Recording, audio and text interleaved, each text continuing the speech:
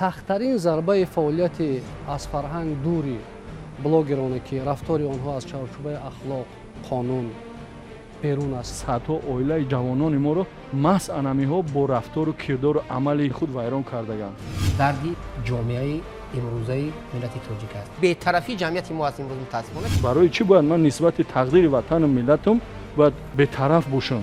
бетарафии мою ту теша задан ба реша. идеи муайяни блогерон бо алфози қабеҳу дурушт баромад намуда меъёрҳои забони адабиро дағалона вайрон мекунанд.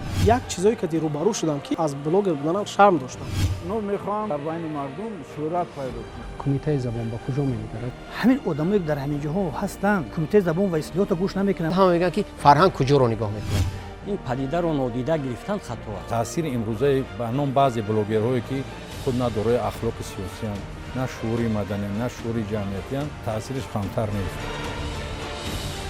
ҳолати нигаронкунанда дар фазои сомонаҳои иҷтимоӣ, мавқеи ниҳодҳои масъул. Нашри навбатии барномаи дар мавзӯи рӯз фарогири ин масъала аст.